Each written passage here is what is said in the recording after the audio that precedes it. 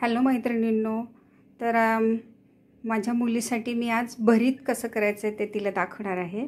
तर ही माझ्या गार्डनमधली लसणाची पात आहे, ही माझ्या गार्डनमधली कोथिंबीरच आहे आणि लसूण मी आईकडून घेऊन आले होते। हे टोमॅटो पण माझ्या गार्डनमधलेच आहेत, मिरची पण माझ्या गार्डनमध्ये आलेली आहे।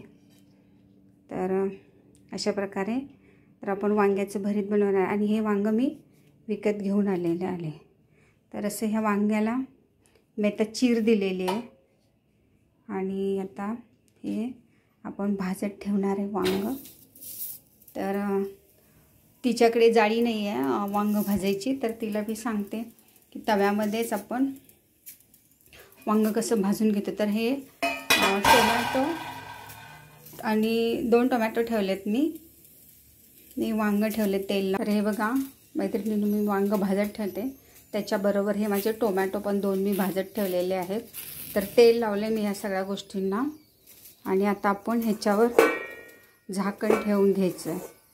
तर हे मी असं झाकण ठेवून घेते आणि हे कमीत कमी 10 मिनटं तरी 10-15 मिनटं वाफायचं। आपण बघायचं 2-3 वेळा उघडून की हे भाजले का नाही पूर्ण भाजल्यानंतर मग तुम्हाला पुढची प्रोसेस दाखवते।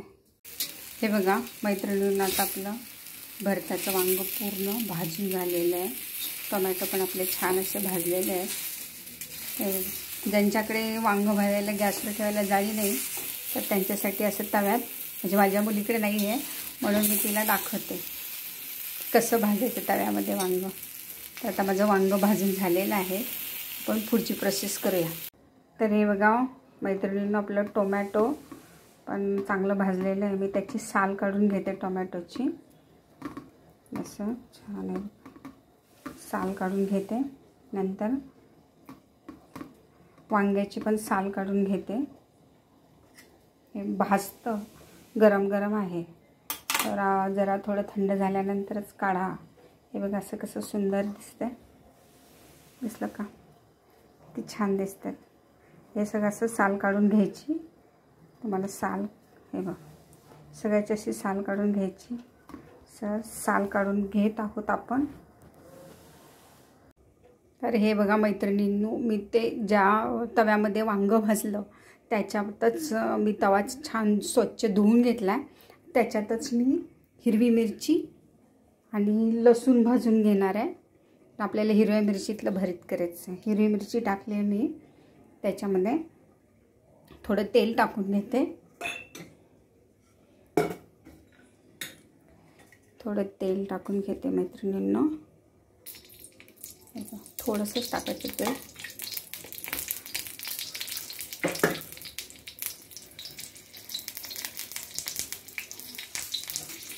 नंतर आपण लसूण टाकणार आहोत, ते चांगलं असं तेलामध्ये भाजून घ्यायचं।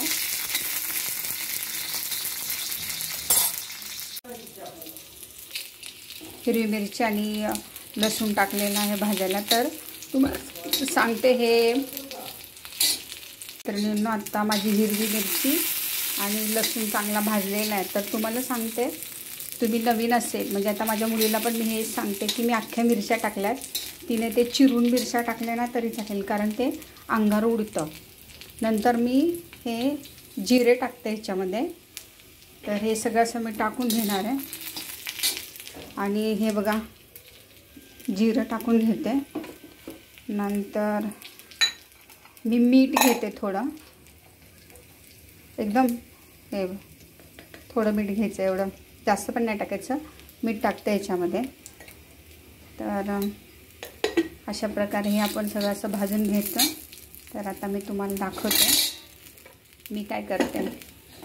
कधी कधी आपल्याकडे मिक्सर पण नसतो, आपल्या मुली लांब राहतात, तर एक ग्लास घ्यायचा,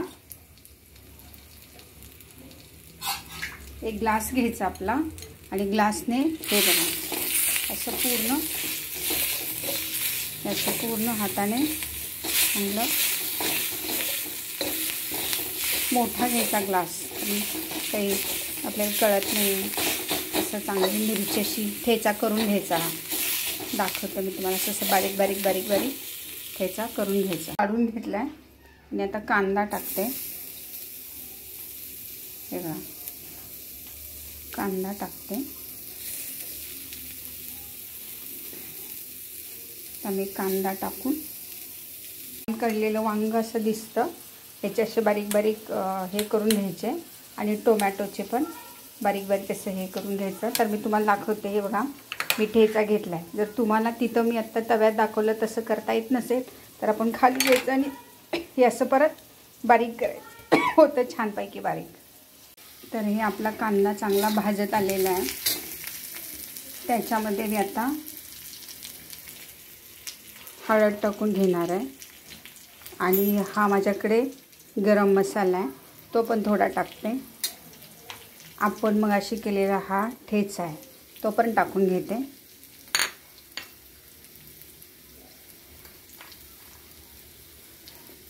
हे असं सगळं एकजीव करायचं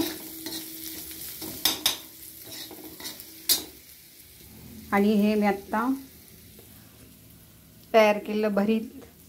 तर हे असं मस्तपैकी असं घेऊन टाकायचं.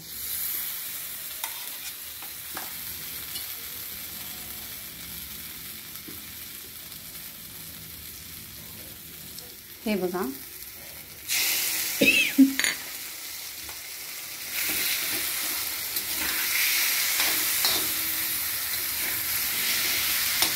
मस्त असं सगळं टाकून असं परतून घ्यायचं मैत्रिणींनो. मी पुढची प्रोसेस दाखवते मी तुम्हाला. बघा मैत्रिणींनो, माझ्याकडे थोडे शेंगदाणे आहे, तर मी आता हे खलबत्त्यात वाटून घेते. तुम्हाला टाकायचं असेल तर टाकू शकता, नसेल टाकेल तरी हे ऑप्शन आहे. मी थोडेसे असे शेंगदाणे एकदम बारीक कूट नाही करायचा, थोडे असे हे करून टाकून घ्यायचे.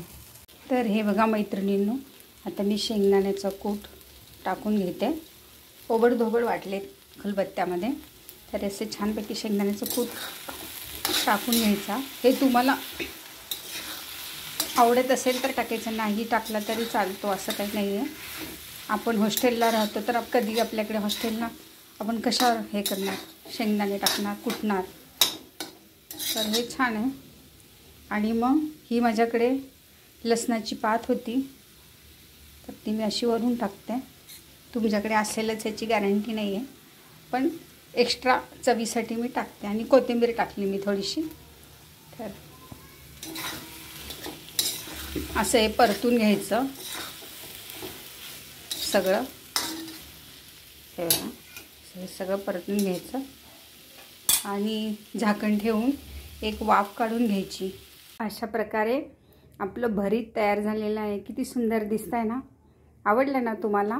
तर आपल्याकडे आता बाजरी शिल्लक असेल, संक्रांत आता झालेलीच आहे. बाजरीची तर बाजरीच्या भाकरीबरोबर हे खूप सुंदर लागतं. आता बाजरीचं पीठ असेल त्याची एक भाकरी छान करते आणि घेते जेवायला. थँक्यू.